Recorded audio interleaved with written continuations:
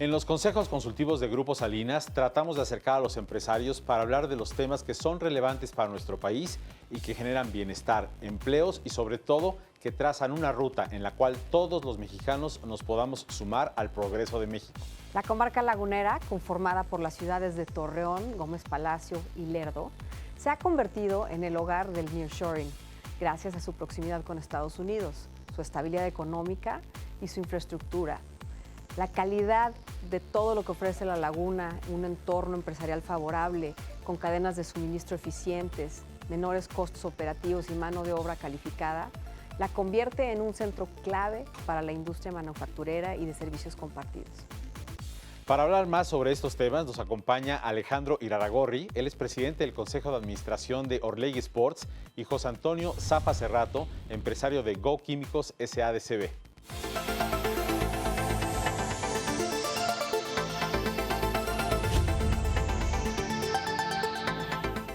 Bueno, vamos a hablar entonces de la comarca lagunera, ese gran lugar de nuestro país, esa zona privilegiada con gran capacidad de la gente, y me da muchísimo gusto, por supuesto, tener a nuestros invitados. Y Nifa, como siempre, saludarte, qué bueno verte. Carlos, gracias por estar aquí. Aquí tenemos dos invitados estelares, Toño y Alex, que además de ser buenos amigos, creo que ustedes han representado justamente este espíritu de emprender y tienen cada uno su vocación. Me gustaría empezar contigo, Alex. ¿Cómo es que un equipo de fútbol que pareciera ser que es una cosa muy técnica se convierte en una empresa, se convierte en una marca, en algo que le da identidad a toda una zona? Siempre el fútbol surge por una dinámica social, por un movimiento social. En el caso de la comarca lagunera tiene un sabor muy especial porque increíblemente, aunque era una región pequeña, en los 70s tenía 2 equipos en primera división.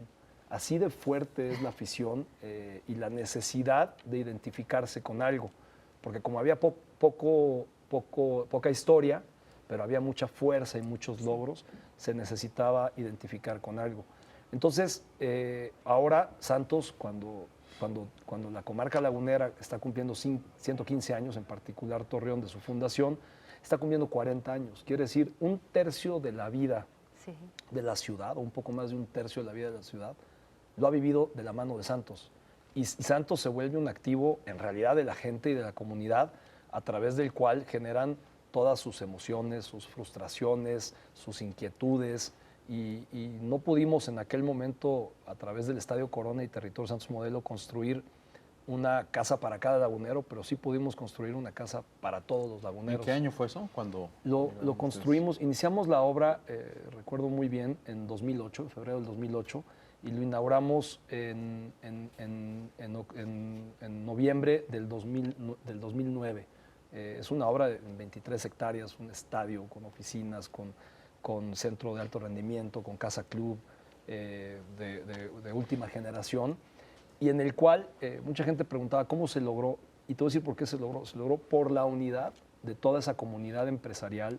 No hubo una persona de los aficionados que no tuviera algo que ver. Es que hay una esencia, ¿no?, real, auténtica, respecto de lo que nos estás diciendo con el fútbol ahí dentro, que define, yo creo, justamente ese carácter. Y me imagino, Toño, tú también lo vives, ¿no?, con esta esencia de emprendimiento que hay en la gente, en la sociedad.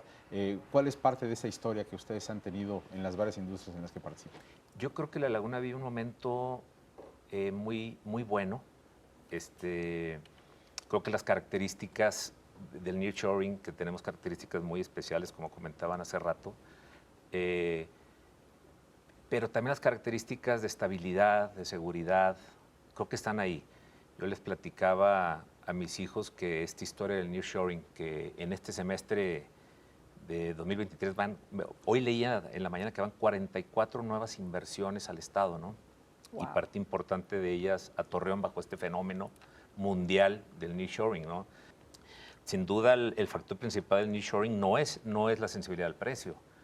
Es ahora el que para un país como Estados Unidos, con una situación complicada, puede llegar a ser un tema de seguridad nacional. Sí, tiene que confiar en los nuevos proveedores, los tiene que tener cerca, los tiene que tener de aliados. Y estos lugares, y quisiera un poco derivar también hacia lo que Alejandro nos puede decir respecto de esta identidad de la que nos hablabas al principio.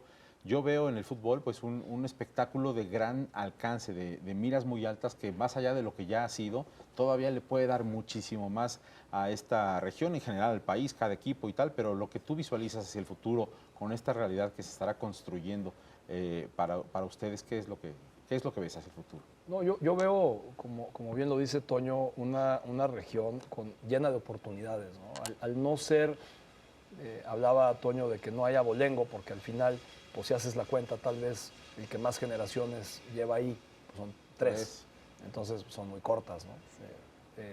Pero al final eso también hace que sea gente que recibe al que llega con los brazos abiertos, que dicen que si bebes agua de la laguna te quedas siendo lagunero por siempre, que abre oportunidades y que es súper solidaria, ¿no? A él le va a dar pena contarlo, pero a mí no.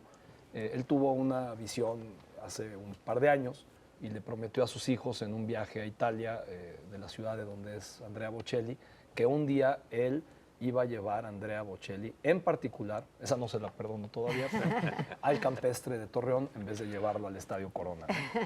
Pero todavía lo hizo más difícil, porque estaba más complicado. Tú imagínate hacer un concierto de Andrea Bocelli en un campo de golf.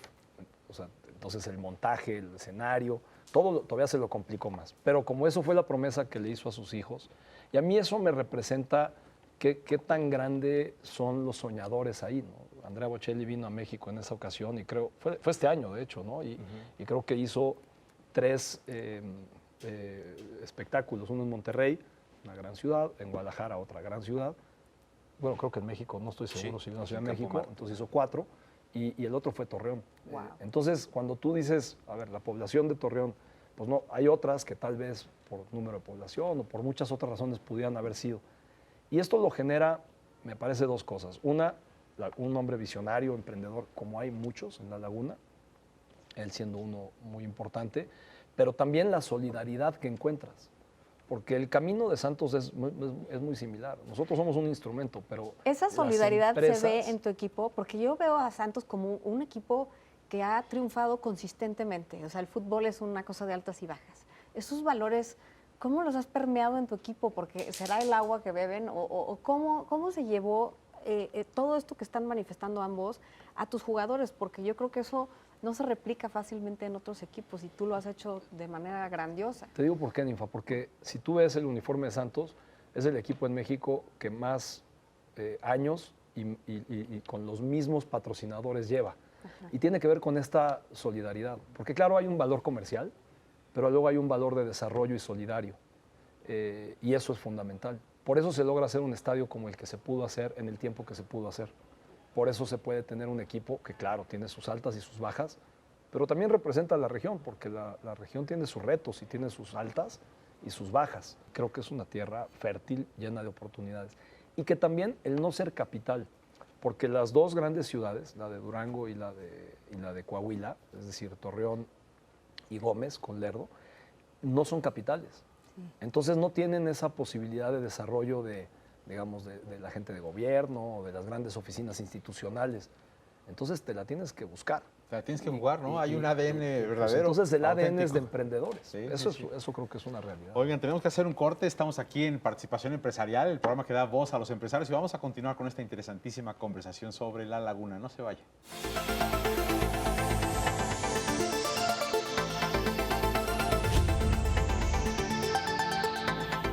Bueno, estamos aquí de regreso en Participación Empresarial y antes de seguir platicando aquí en esta mesa sobre la comarca lagunera, vamos con Isabel Revuelta, historiadora, quien nos da también algún contexto de lo que ha ocurrido históricamente relevante en esa zona del país. Isabel, ¿cómo estás?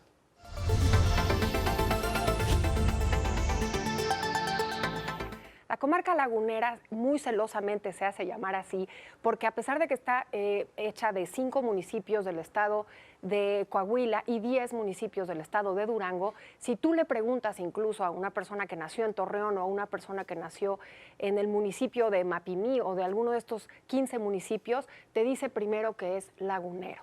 llama mucho la atención, es una zona en el desierto, por eso la fundación es muy diferente a la fundación de otras ciudades o de otras regiones de nuestro país. Hemos hablado muchas veces de esta forma de ir avanzando en el territorio, en el norte, que era agreste, que era difícil, no había agua potable. Imagínense llegar a un desierto. Muchos historiadores laguneros incluso hablan de la comarca como esa Mesopotamia de América, puesto que se encuentra también entre dos ríos, el río Nazas y el río Aguanaval. Bueno, pues todo eso va dando esa identidad y esa forma de ir apropiándose del territorio. Pasan los siglos y digamos en donde se va a dar más ese rostro fue en el siglo XX, pero no podemos olvidar el XIX, nuestro vecino en Estados Unidos, también empieza un fenómeno importantísimo de industrialización.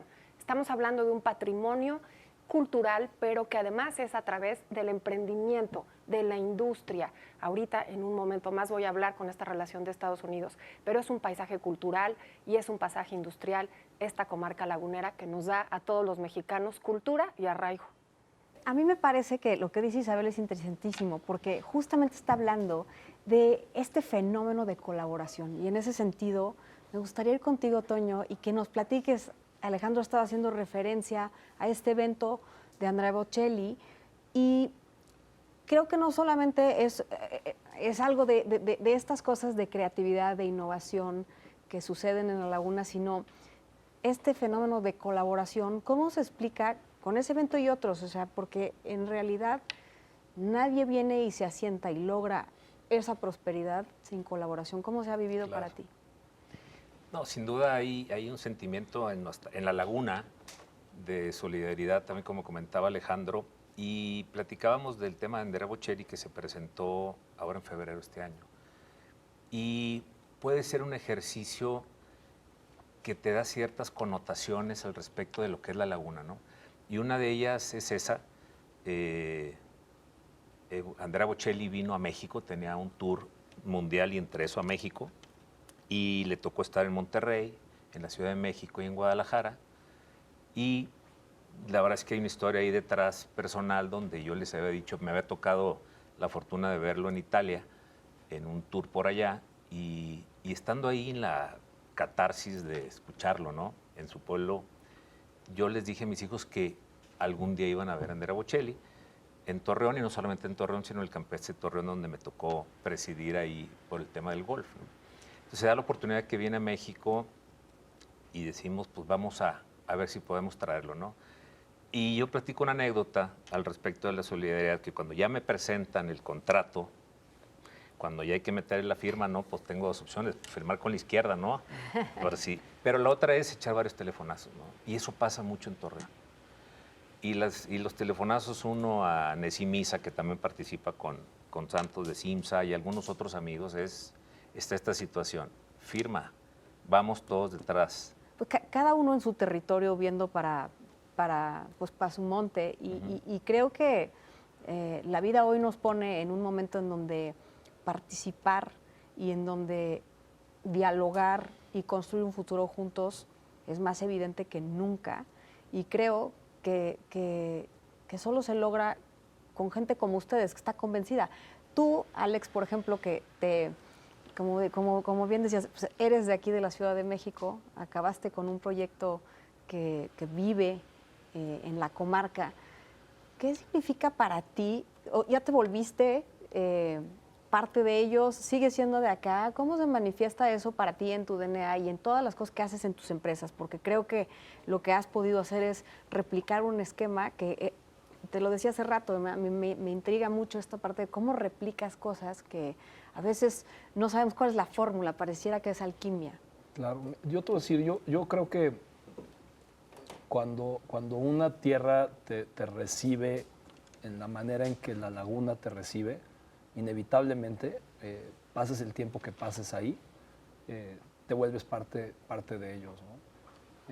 Yo había tenido una experiencia previa en mi negocio anterior, en la parte de fertilizantes y metales, de trabajar muy cerca de Peñoles en los 90 y de tener la distribución del sulfato de amonio que produce Peñoles como un subproducto de su producción de zinc.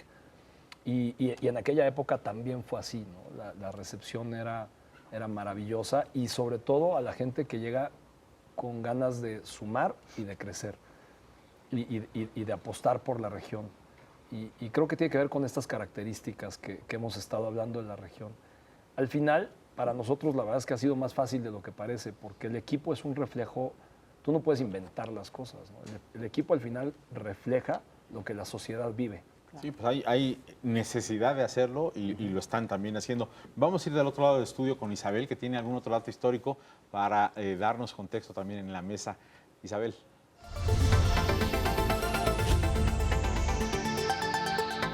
Justamente hablando de ese fenómeno de nearshoring que estaba diciendo José Antonio hace unos momentos, ya sucedió en esta región.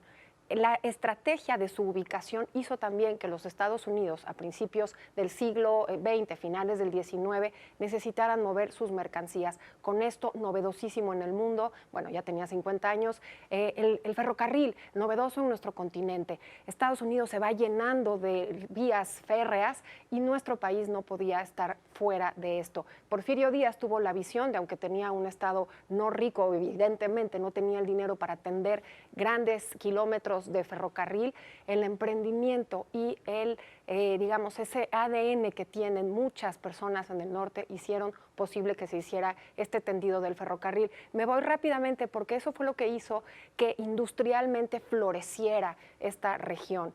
Además de que justo en este tema del arraigo y de tener ya una pertenencia y que ese esfuerzo tan grande, que no nada más mexicanos, sino también todo el fenómeno de la inmigración de finales del 19, que llegaron libaneses, españoles, no nos detenemos a pensar que la primera migración de españoles es esa que se venían a hacer las Américas. No nos sorprendan las palmeras en Galicia o las palmeras en la nieve, incluso hay una novela, ya regresaban a hacerse esas Américas y buscaban esa manera de buscar el beneficio, pero los que se quedan en este país, libaneses, españoles, chinos también, que se quedan más bien hacia el lado de Mexicali, pero en la comarca lagunera van a defender eso que en la Revolución Mexicana buscaban también en el norte, democracia, certidumbre, se van a unir y en este caso el emblema de esta unión revolucionaria será Venustiano Carranza. Venustiano Carranza buscaba la legalidad. Nuestra Constitución actualmente proviene justamente de ahí, de Cuatro Ciénegas, de Coahuila, pero es justamente estos hombres que estaban ya arraigados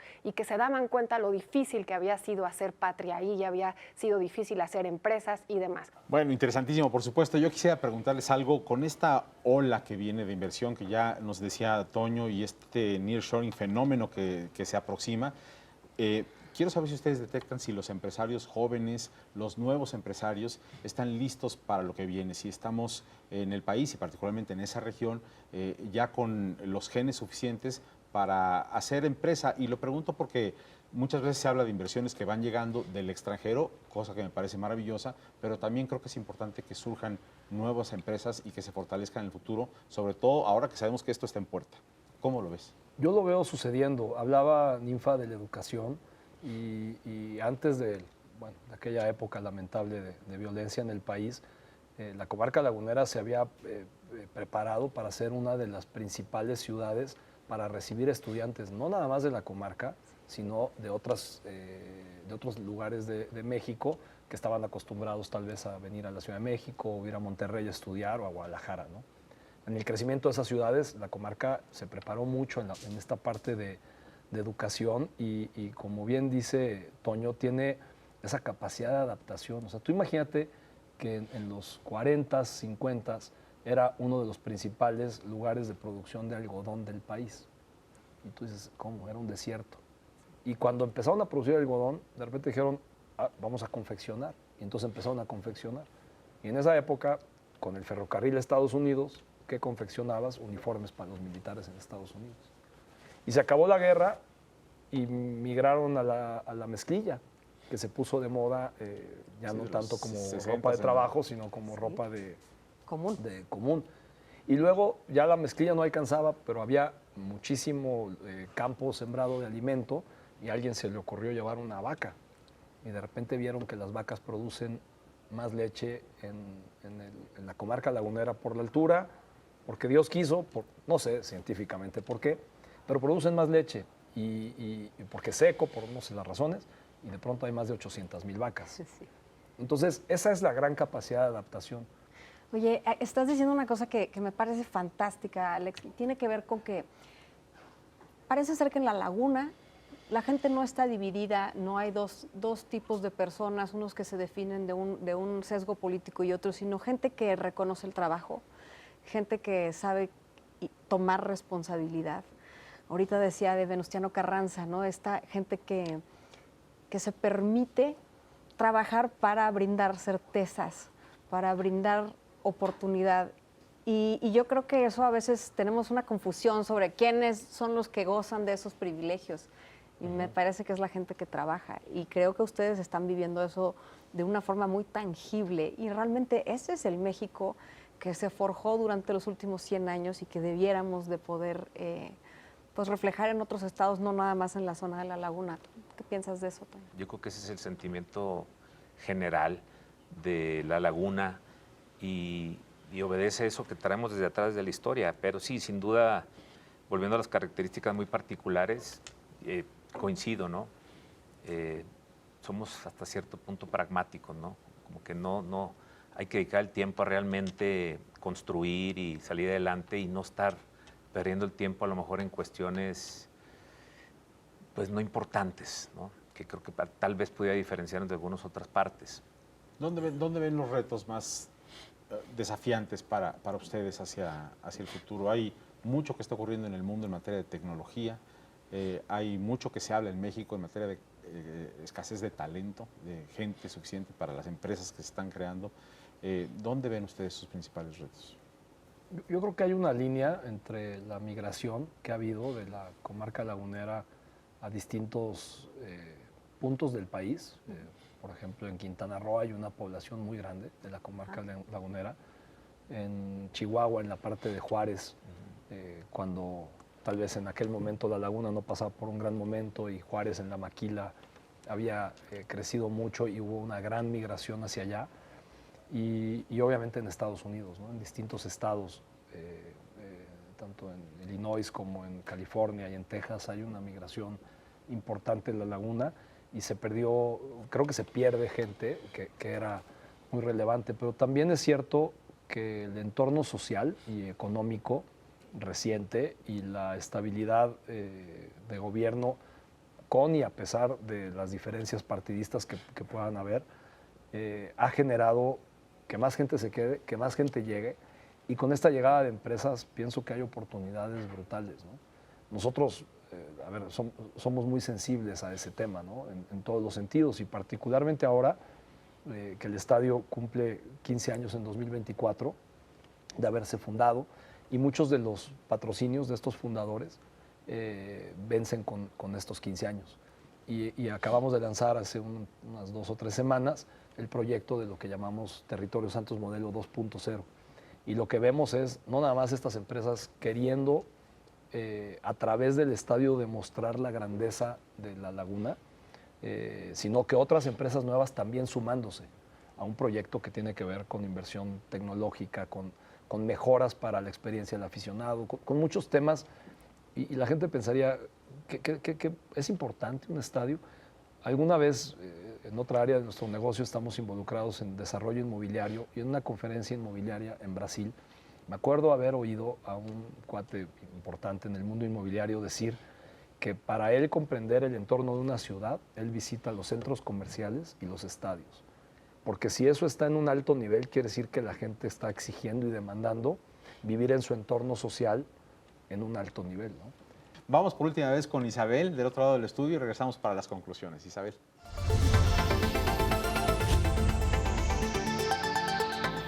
Desmond Morris se atreve, junto con su esposa, la historiadora Ramona Volch, a entender un poco esto que era el fútbol.